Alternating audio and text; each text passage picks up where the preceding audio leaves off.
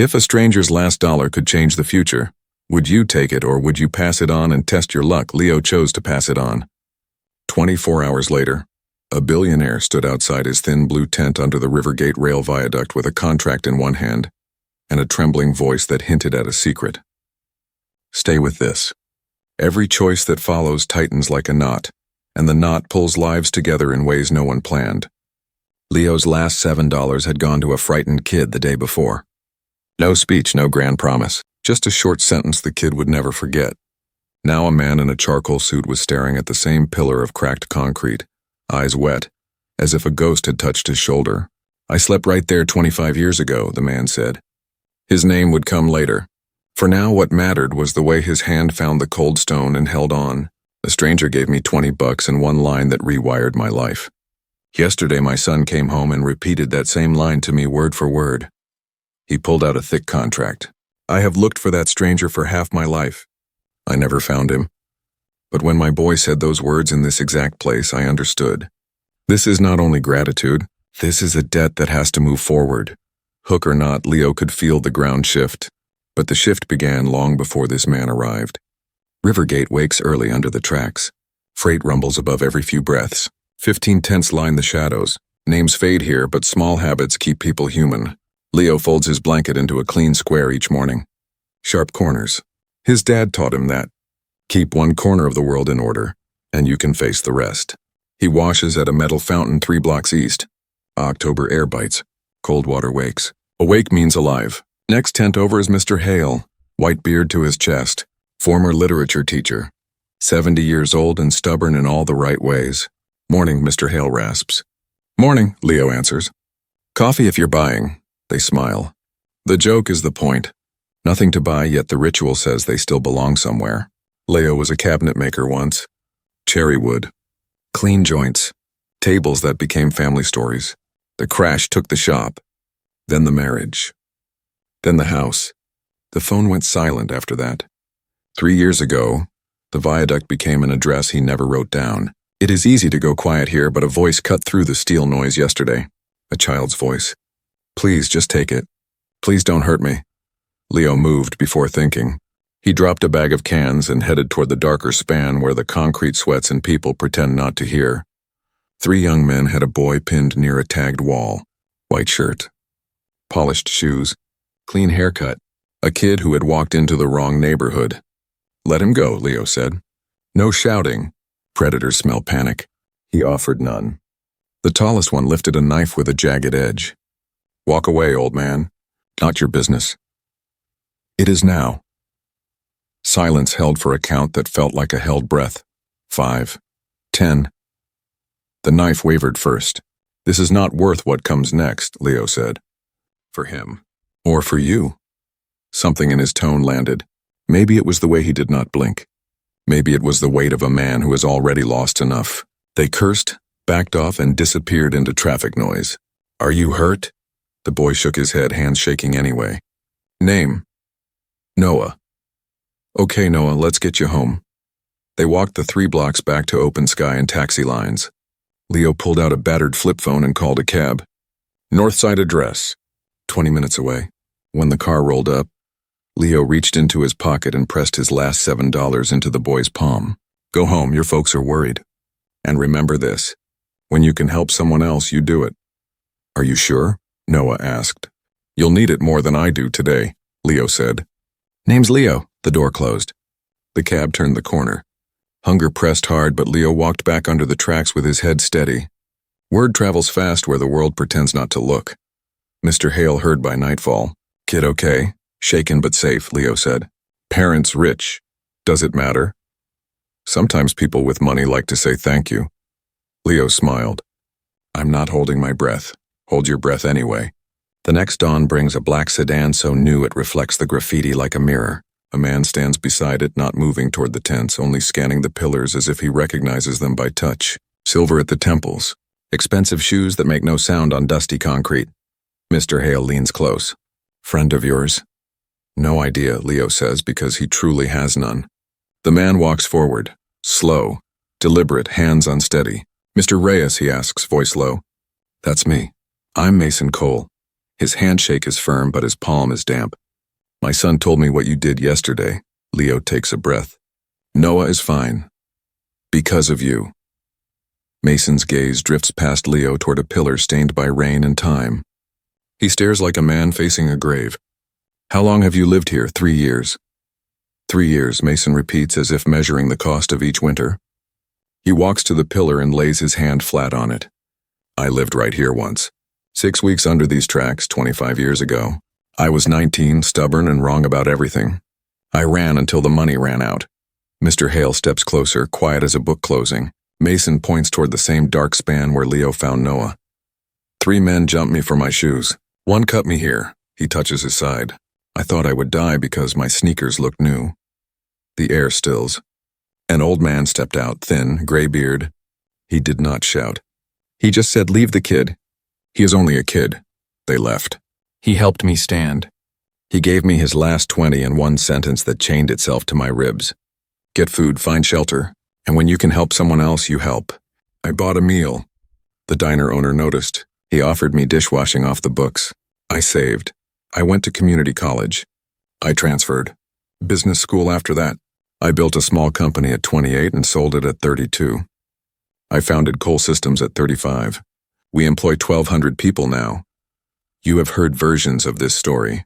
The difference is the way Mason says it. Not as a boast. As a confession of a promise he has not paid in full. I came back every year on August 15th, he says, eyes still on the pillar. I looked for that old man to tell him he did not waste his last 20 on me. I never found him. He turns to Leo. Yesterday I heard my son repeat the same line in the same place after you protected him. That is not chance. That is a message. Leo keeps his voice level. What are you asking from me? I'm not asking. Not today. Mason takes out a heavy card and sets it on the flattened cardboard beside Leo's tent. Give me 3 days. I will return with something real. Not charity. A way to pay a debt forward the right way. He looks around at the line of tents, at faces that hold steady even when nothing else does. I am talking about building something that lasts. Something that proves kindness scales when people hold the line. 3 days, he says again, and he walks back to the black sedan. The car rolls away as quiet as a thought you are not ready to say aloud. The card weighs more than paper should. Questions crowd in. Mr. Hale steps close and rests a hand on Leo's shoulder. The old man he talked about, Leo says. The one who gave him 20. Mr. Hale's eyes shine. He looks at the exact spot Mason touched. Leo, he whispers. That was me. Hook tightens. The circle just closed and opened at the same time. 3 days will stretch and test every fear Leo has kept hidden under the noise of the trains. What Mason returns with will ask for more than a thank you. It will ask for a life to be rebuilt in public, and not everyone under the tracks will bless that choice. Stay with this. The next step decides whether kindness stays a story or becomes a system. The next morning began before sunrise. The trains overhead sounded sharper than usual, echoing like they were carving the air apart. Leo couldn't shake Mason's words. A man he'd never met had somehow tied their lives together with one single act done decades ago by someone Leo saw every morning over instant coffee. Mr. Hale was quiet that day. He didn't bring up the confession from the night before. He just nodded to Leo, a silent understanding that the world had just tilted a little. Leo walked to the fountain again. The same ritual, but this time the cold water felt different. Something inside him was stirring. Not hope exactly, but something heavier. 3 days, Mason had said. 3 days of waiting for something Leo couldn't name. Time under the bridge stretches when you're waiting. The wind pushed trash along the concrete. The people who lived there went about their mornings, mending tents, sharing food, trading old jokes that kept them from thinking too hard. But everyone noticed Leo was distracted. You expecting someone? Tommy asked. A younger man who'd been under the bridge just 6 months. Leo nodded slightly. Maybe. By the third morning, the air smelled of rain and diesel. Leo hadn't slept much. Every sound of an engine made him look up. Then it came. That same black sedan gliding under the tracks like it belonged to another world. Mason Cole stepped out carrying a leather briefcase, his face calm but focused. He looked like a man used to sealing deals worth millions, yet his voice trembled when he said, "Leo, can we talk?" "This is as private as it gets," Leo said, gesturing around. Mason placed the briefcase on a crate and unlatched it. Inside were blueprints, folders, even a small laptop. He spread the papers out carefully, almost reverently. "I call it Renewal Workshop," Mason said. "A place where people get real training. Carpentry, plumbing, electrical work, welding. Certification, not handouts. Real pay, real jobs. I can fund the startup. I can build the structure. But I need someone who understands what it's like to stand exactly where you're standing now." Leo stared at the plans. The drawings showed an old industrial building, renovated and alive with light. Workstations, tools, classrooms. His calloused fingers traced the lines without meaning to. "You want me to teach?" he asked quietly.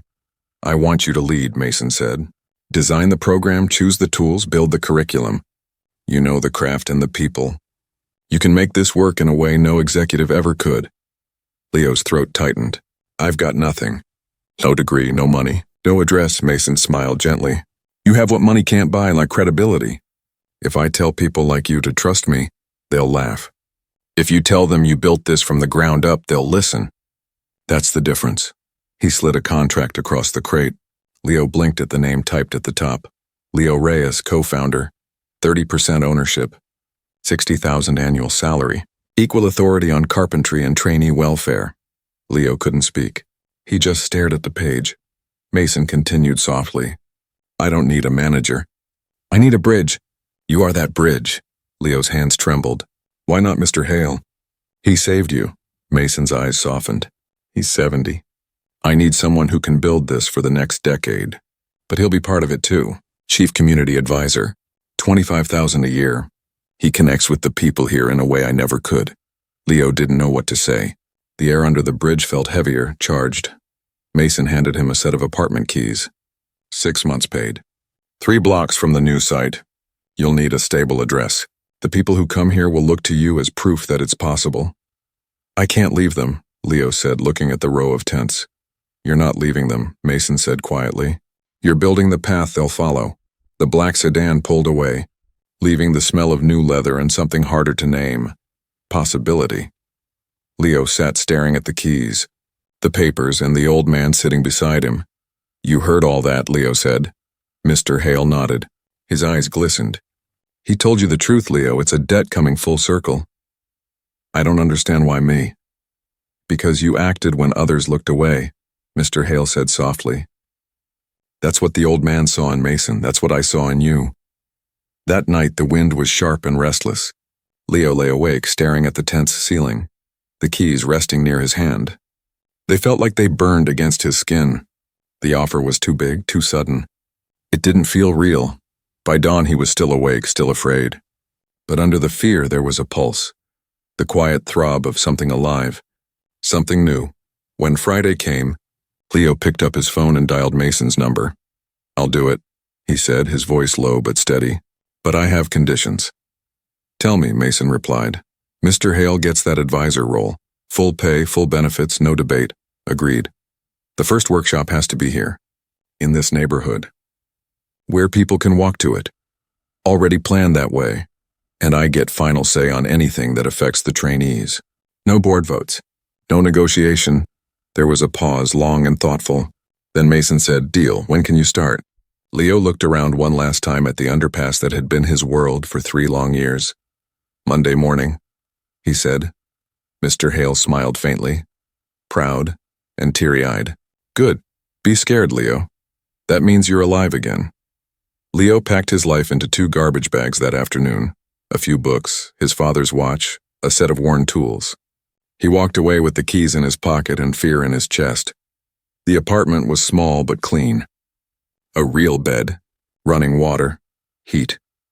He turned on the shower and stood under the water until it went cold.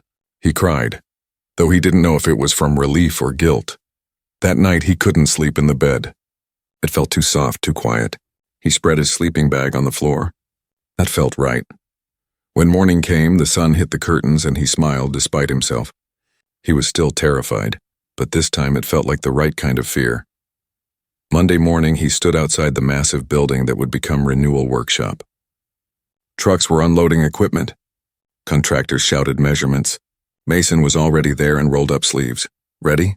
Mason asked. Leo nodded slowly. "Ready?" and for the first time in years he truly was. But he didn't know that within days the people he loved most would turn on him. That success would look to some like betrayal, that every good deed would demand its own price. The story was just beginning. The following week blurred into movement, sweat, and sawdust. Contractors drilled into concrete floors, blueprints grew into wooden frames, and Leo walked through the echoing space trying to understand how this had all become real. Mason handled logistics like a man born for them, phone always buzzing, voice always calm, but he never micromanaged. He kept saying the same line, "You build the soul, I'll handle the walls." By Wednesday, the first workshop table was up, raw pine that still smelled alive. Leo ran his hand over it. The touch steadied him. For the first time since losing everything, his work would outlast the day again, but something gnawed at him. He hadn't been back to the bridge since moving out. He told himself he was busy, but the truth was harder. He was afraid to face them. Mr. Hale hadn't come by yet either. He'd promised to visit once the place was ready. That Friday, Leo finally went. He took a bus, then walked the last few blocks. The moment he stepped under the viaduct, the noise of the city changed, softer somehow, like the air itself was listening. Mr. Hale sat where he always did, reading a torn paperback. Tommy leaned against a pillar nearby, watching with narrowed eyes. Maria, who had kept the underpass clean for years, froze mid-sentence when she saw him. "Look at you," Tommy said. "New clothes, huh?" Leo smiled awkwardly. "Work clothes. The workshop's opening soon." "Workshop," Tommy repeated, the word curling like smoke. "So you're out there now? One of them?" "It's not like that," Leo said. "This program, it's for us, for everyone here. Free training, real jobs." Tommy cut him off. "Then why'd you leave?" "I didn't leave," Leo said quickly. "I'm still me. I'm still coming back." Maria stepped forward. "You think you can have both, Leo? The streets and the suits? That's not how the world works." Her voice wasn't angry, just tired. But that made it sting more. Mr. Hale finally looked up from his book. "Enough," he said quietly. "Let him speak." Leo turned to him, grateful and broken at once. "I'm doing this for everyone, for people like us." Tommy's laugh was sharp. "Then prove it. Sleep here tonight, in your tent. Show us you still belong." The words hit like a fist. Leo hesitated just a moment, but it was enough. Tommy saw it. Everyone saw it. "Didn't think so," Tommy said, turning away. "Guess we were just another story for you to tell them rich folks." "Tommy, stop," Mr. Hale said, standing. His voice carried the weight of a teacher again. "Leo's doing what we all should have done. Move forward." "Easy for you," Tommy said. "You're getting paid too." Mr. Hale's jaw tightened. "Yes, and I'll use every dollar to pull someone else out of here, including you if you want." Tommy looked away, muttering, but the damage was done. The others' faces had closed off. Leo felt the ground give way under him. "I'll come back when it's ready," he said softly. "You'll see." He walked away. No one stopped him. The distance between them felt heavier than miles. Back at the apartment, he sat on the floor again. The silence was thick. He checked his phone. No messages from Mr. Hale. He tried to sleep, failed, and stared at the ceiling until dawn. The next day, he threw himself into work.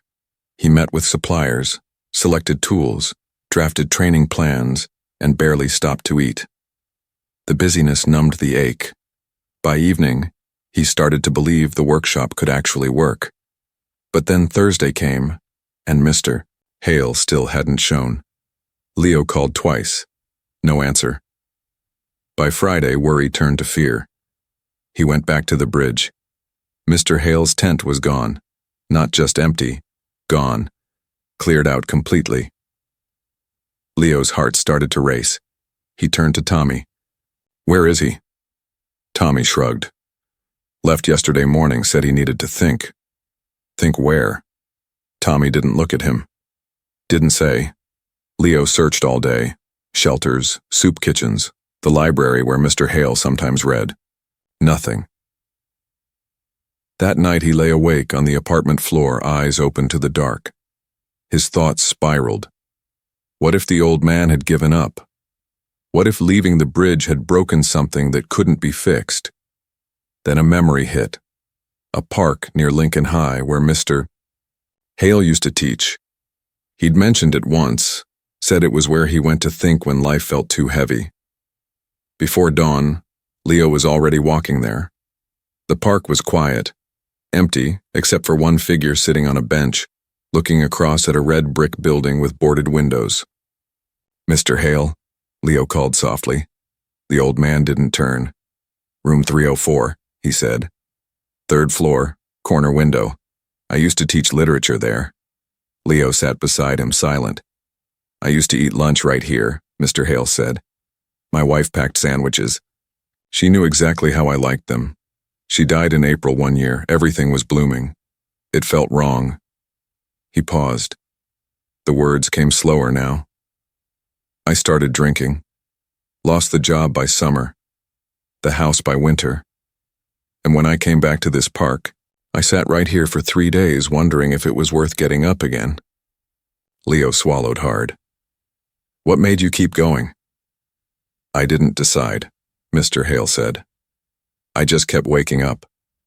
They sat in silence. The wind moved through the trees. "I'm not angry at you," Mr. Hale said finally. "I'm angry at myself. I had 23 years to make a difference and I wasted most of them. I taught books instead of courage." "You changed Mason's life," Leo said. "One kid," Mr. Hale said bitterly. "One night. Accident." Leo started to speak, but Mr. Hale raised a hand. "No. Listen. When Mason showed up, I felt like maybe my life had meant something after all. Then I watched you. You took the chance I never did. You built something that could help hundreds, maybe thousands. I realized what's been eating at me. I spent my whole life choosing safety and calling it loyalty." Leo stared at the ground. "When Tommy told you to sleep in that tent, you hesitated," Mr. Hale said.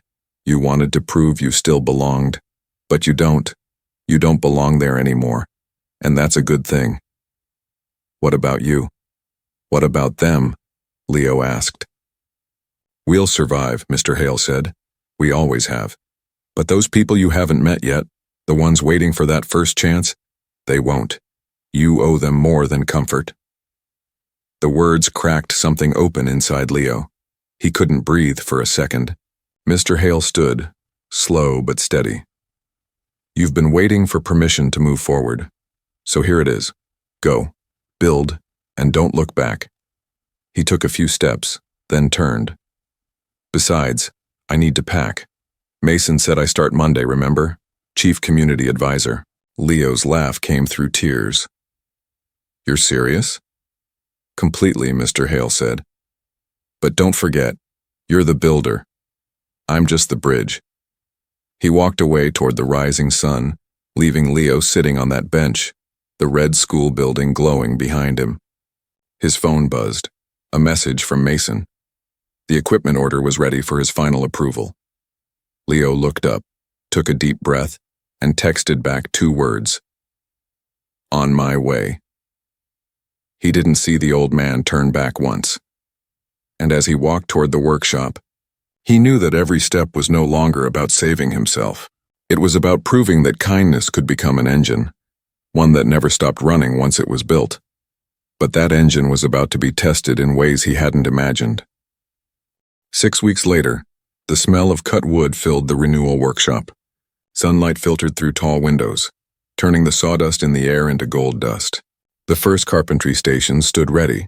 Workbenches, saws, drills, every tool arranged with precision. Leo walked the floor in disbelief. He had built furniture all his life, but this was different. This wasn't just wood and metal. It was redemption carved into shape. Mason walked in with his legal team. 3 suits, tablets in hand, faces sharp as their pens. Mason smiled. "You did it, Leo. It's more than I imagined." "Not yet," Leo said. "We still have one thing left." "What's that?" He held up the final contract. "We need to talk before I sign." Mason waved for the lawyers to step back. "All right, let's talk." Leo took a deep breath. You told me I'd have equal say on carpentry and trainee welfare. But this says the board has the final vote. You own 70%. If we disagree, you win. That's not equal. One of the lawyers stepped forward. That's standard corporate structure. Leo didn't even look at him. Standard doesn't work down here. People like us, we've lived under systems that always tip the same way. If this is going to be different, it has to be different. Mason's face stayed calm. What do you want? Real veto power. Anything that affects the trainees, curriculum, discipline, wages, I decide. No override. The lawyers exchanged looks. Mason was silent for a moment. That's significant authority. Leo met his eyes. You said you wanted someone who can't be bought. Then trust me to tell you when something's wrong, even if it's you. A slow smile broke across Mason's face. Even from me, huh? Especially from you, Leo said. You've been rich for a long time. You forget what fear tastes like. I won't. Mason walked to one of the benches, ran a hand along the smooth grain. What else? Community Advisory Board, Leo said. 5 people, all current or former homeless. Paid positions. They get real say, veto power on trainee policies. $15,000 each yearly. The lawyers frowned. That's $75,000 in overhead. I can do math, Mason said, silencing them. What else? When trainees start paying back their program costs, 10% goes into a fund controlled by the advisory board. Not you, not me, them. Let them decide how to use it. You're asking me to give up control, Mason said. I'm asking you to give people dignity, Leo replied. If we can't trust them with small power, how can we trust them to rebuild their lives? Silence stretched, heavy as the smell of sawdust. Mason looked at the floor for a long moment, then said, My father told me to never give away control. He said, if you want to survive, hold everything yourself. He looked up, a slow grin breaking through. He was wrong. He turned to his lawyers. Add it all. Veto power for Leo. Advisory board with authority. Profit-sharing fund. Legally binding. No loopholes. The lawyers hesitated. Mr. Cole, that's highly irregular. Good, Mason said. Do it anyway. And raise Leo's starting salary to $80,000. Leo blinked. I didn't ask for that. I know, Mason said. That's why you're getting it. He extended his hand. Deal? Leo took it. Deal. Anything else? Mason asked. Yeah, Leo said. The first class, 20 people from the bridge. People who know me. They don't trust this yet. I want to show them it's real. 4 months. If 15 finish and get jobs, we expand. Fair, Mason said. Start Monday. For the next few days, they worked like men chasing sunlight. The lawyers stayed late, drafting amendments. Leo read every word. He made them clarify every line until they sighed in frustration. Mason only smiled. When it was done, Leo signed. His hand shook as his pen moved across the page. A man with nothing had just signed something worth millions, not in dollars, but in change. Mason signed next, firm and steady. Don't make me regret this power, he said. Don't make me regret taking it, Leo answered. The door opened then, and a small voice called out, Dad, can I see it? Noah ran in, his sneakers squeaking against the polished floor. His eyes lit up when he saw the workshop. Whoa, this is amazing. Mason smiled at his son. This is the man who saved you, remember? Noah's eyes widened. You're him? Leo knelt down. And you're the kid who remembered. Noah smiled shyly. You told me to help someone else. That's right, Leo said. And this place is how we do it, helping a lot of someone else's. Can I help too? Noah asked. Someday, Mason said with a chuckle. Leo shook his head. He can help now. Come by on Saturdays, talk to the students. Remind them that kindness travels. Noah's face lit up. Really, I can do that. Then you're part of the team, Leo said, shaking his hand solemnly. Mason's voice softened. Thank you, Leo, for everything. Leo nodded. No, thank you for listening. That night, when everyone had gone, Leo stood in the middle of the empty workshop. The machines were quiet, the air still. For a long moment, he just breathed it in, the scent of wood, metal, and possibility. For years, survival had been his only skill. Now creation was his new one. He thought of the bridge, of Mr. Hale reading by flashlight, of Tommy's anger, of Maria's quiet skepticism. He thought of all the people still waiting in the dark. Tomorrow, he would start recruiting. Tomorrow, the first spark would hit the wood. But tonight, standing alone in the glow of the new workshop, Leo finally felt something bigger than hope. He felt purpose. And purpose, he realized, was the one thing you couldn't lose once you earned it. But purpose also attracts storms, and somewhere beneath the city, word was already spreading about the man who left the bridge to join the billionaires. By the time the first class walked through those doors, the world outside would be watching to see if kindness could actually survive success. 18 months later, Renewal Workshop stood as a heartbeat in the center of the city. The walls that once echoed with emptiness now hummed with the sound of saws, laughter, and second chances. Walter Hale, everyone called him Mr. Hale again now, like they used to at Lincoln High, cut the ribbon that morning. His hands trembled slightly, but his smile was steady. He had an office, a salary, and purpose again. The first class had 20 people. 12 from under the viaduct, 8 from nearby shelters. Leo had insisted on interviewing every one of them himself. He didn't ask for resumes. He asked for stories. Why do you want this? He'd ask. Most said, I'm tired. The good ones said, I'm ready. Tommy came too. The same Tommy who'd called Leo a sellout now stood at the edge of the crowd, shoulders squared but eyes uneasy. Leo walked up to him and held out his hand. I'm glad you're here. Tommy hesitated, then took it. Let's see if it's real. It will be, Leo said. If you make it. Tommy started in electrical training. Within 4 months, he earned his first certification. Within a year, he was teaching beginners. Maria came later, quieter, cautious as ever. She enrolled in plumbing. By graduation, she had union papers and a job offer waiting. When she handed Leo her photo of her first apartment, a small studio with sunlight in every corner, the text below it simply said, I was wrong. You didn't abandon us. You built us a ladder. The message made Leo cry harder than he had the day the workshop opened. Mason attended that opening too, but he stayed at the back, avoiding cameras. When a local reporter found him and asked if he was proud, Mason answered softly, No, I'm grateful. Grateful that a stranger gave me $20 and one sentence 25 years ago. Look what it became. Noah, now 12, volunteered on Saturdays. He served lunch, listened to stories, and followed Leo around the shop with a clipboard, asking questions about every tool. Dad says this place changed you, he told Leo once. Leo smiled. It did. It reminded me that the world's not fixed, it's built every day by hand. The workshop's model spread like wildfire. Year 2, they opened 2 more locations. By year 3, 5 total, 2 in other states. Each one led by graduates of the first class. Every person who made it out turned around to lift someone else. At first, Leo worried the growth would break what made it special. But every time he visited a new branch, he saw the same heartbeat, the same mix of sawdust, noise, and laughter. People making something real with their hands and remembering they mattered. Mr. Hale still worked at the main site, though he joked that his job title should be chief listener. He spent his days sitting with new trainees, reminding them that fear wasn't failure, it was just the sound of change. You know, Leo, he said one afternoon while watching Tommy teach a new group, when I gave that kid my last 20, I never thought it would come back like this. Leo smiled. Maybe kindness is like gravity. It always comes back, just in a different orbit. Mr. Hale chuckled. Then you're proof it works. But even as the workshop grew, Leo never stopped visiting the bridge.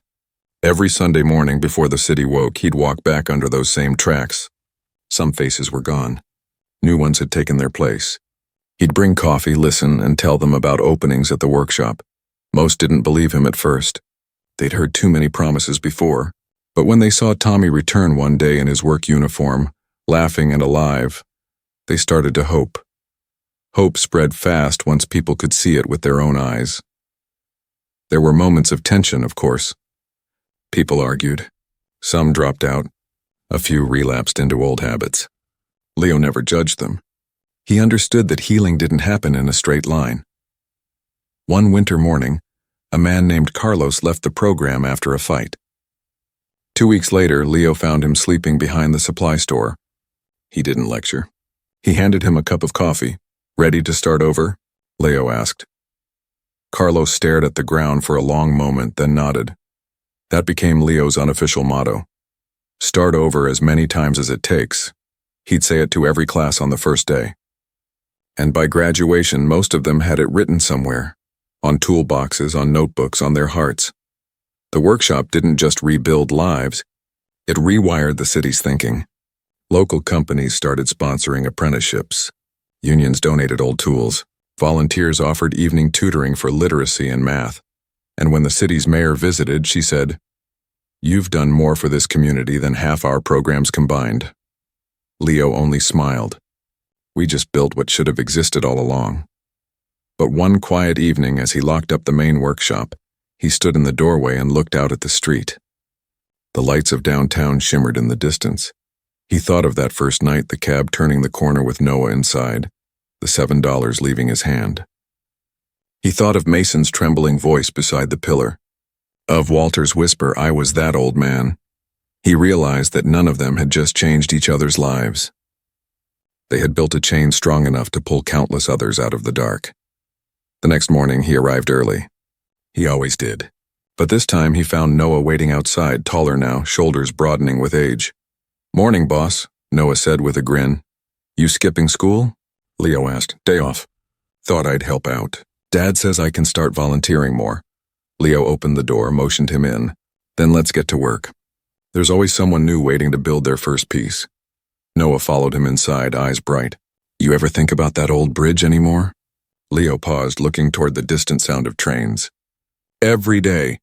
It reminds me where to aim the ladder next." And as the hum of machines filled the air again, Leo knew something with complete certainty. Kindness was the only investment that never lost value. But life has a way of testing faith even when it's proven. A letter was waiting on his desk that morning with the city seal embossed in gold. Inside were words that could change everything. Again. The Renewal was no longer just a workshop. It was about to face a choice that would determine whether it stayed true to its soul or became just another business. And this time, the test wouldn't come from poverty. It would come from success. Leo sat at his desk staring at the letter like it was a riddle he wasn't ready to solve. The city's redevelopment board wanted to buy the building. They offered more than Mason had paid for it, 3 times more. Their plan was to replace the block with high-rise condos, coffee chains, and parking garages. In neat language, they promised to find a new suitable location for Renewal Workshop. A relocation sounded harmless on paper, but Leo knew what it really meant. Distance. Distance from the bridge. Distance from the people who could walk here when they had nowhere else to go. When Mason came in that afternoon, Leo handed him the letter. Mason read it once, then again, slower. "They're offering us a lot," he said. "With that kind of money, we could expand faster." "Faster doesn't mean better," Leo said quietly. "If we move, we lose what made this real. We lose proximity to the people who need it most." Mason rubbed his temple. "They're giving us 30 days to respond. They want to turn this whole district into commercial property. If we refuse, they might try eminent domain." Leo looked out the window at the student sanding boards, at Mr. Hale talking with a new trainee who still flinched when anyone raised their voice. "Let them try," Leo said. Mason sighed. "You're not thinking like a businessman." "I'm not one," Leo said. "And that's why this works." The next morning, Leo called an all-hands meeting. The trainees, the instructors, even former graduates packed into the workshop. The smell of sawdust mixed with tension. "They want to take this building," Leo began. "They think we can just move, start again somewhere else. But this place isn't just walls. It's the ground we rose from. Every screw and nail here carries a story." Tommy stood. "What can we do?" Leo looked around the room. "We tell the truth. To everyone. To the press, to the people who buy their morning coffee upstairs without ever looking down. We show them what they're trying to erase." That afternoon, the first social post went up. A short video showing the faces of the trainees, the laughter, the progress, the lives rebuilt. Within a day, local news picked it up. Within 3 days, national outlets were calling. The story caught fire. City's development plan threatens homeless redemption project. Suddenly, everyone wanted interviews. Leo refused most of them. "Let the work speak," he said. But the city couldn't ignore the outcry. They called for a public hearing. The night before the hearing, Mason showed up at Leo's apartment. "You've made this political," he said. "It already was," Leo replied. "You can't build hope without stepping on someone's money." Mason looked torn. "They're hinting at partnership deals. If we play it right, we could have funding for 10 more workshops." Leo's eyes narrowed. "At the cost of the first one's soul? Not a chance." For the first time, the two men, so different yet bound by the same past, stood on opposite sides of a choice neither wanted to make. The next day, the city hall overflowed with people. Reporters filled the aisles. Graduates from every class came wearing their Renewal badges. Mason sat at one table, lawyers beside him. Leo sat across alone except for a notebook and a pair of rough hands that had built his way back to dignity. The board chair began. "Mr. Reyes, you understand that the redevelopment would increase city revenue by—" Leo interrupted. Calm but steady. "With respect, you're measuring the wrong thing. You're talking about money. I'm talking about value. You can't put a price on the moment someone realizes they aren't worthless. You can't profit from hope without killing it." The room went silent. He looked at the audience. 25 years ago, a stranger gave an old teacher his last $20. That kindness saved a kid named Mason Cole. Years later, his son's life was saved by another man, me. That same kindness turned into this workshop. We've trained hundreds of people who now pay taxes, raise families, and give back. You want to bulldoze that for condos? He paused. We build people here. That's our product. And if you tear this down, you're proving you never understood what's worth saving. Mason stood suddenly. His lawyers tried to stop him, but he raised a hand. He crossed the floor to stand beside Leo. "The board should know," Mason said. "I funded this project, but I don't own it. Leo does, the community does, and I won't sell what doesn't belong to me." He took out his pen and signed a new document right there, transferring full ownership of the building and the land to the Renewal Trust, a non-profit controlled by the advisory board Leo had insisted on creating. Gasps filled the room. The cameras flashed. The city councilors whispered among themselves, but they knew the battle was over. Public opinion was already against them. They voted down the redevelopment proposal that evening. When Leo and Mason walked out, the crowd waiting outside erupted in cheers. Tommy lifted Mr. Hale onto his shoulders, laughing through tears. Maria hugged Leo so hard he couldn't speak. Mason leaned close and said quietly, "That was reckless." Leo smiled. "So was giving a stranger $20. Mason laughed, his voice cracking a little. "Touché." That night, the workshop lights stayed on late. People danced on the factory floor, music echoing against the concrete walls. Noah watched from the doorway beside his father. "Is it over?" Noah asked. Leo shook his head. "It's never over. But tonight we rest." Months later, a plaque appeared by the entrance. It read, "Renewal Workshop, founded on kindness, built by courage, protected by everyone who believed." The years that followed saw expansion, 10 workshops, then 20. But the first one remained sacred. Every August 15th, they gathered under the same bridge where it all began. Leo, Mason, Noah, and Mr. Hale would stand together at the old concrete pillar. Mr. Hale, now frail but smiling, would touch it gently and whisper, "One act. That's all it takes to change a generation." Leo always answered the same way. "Then we keep the chain alive." And when the trains thundered overhead, it no longer sounded like noise. It sounded like applause for every person who ever gave their last dollar, their last ounce of strength to lift someone else up.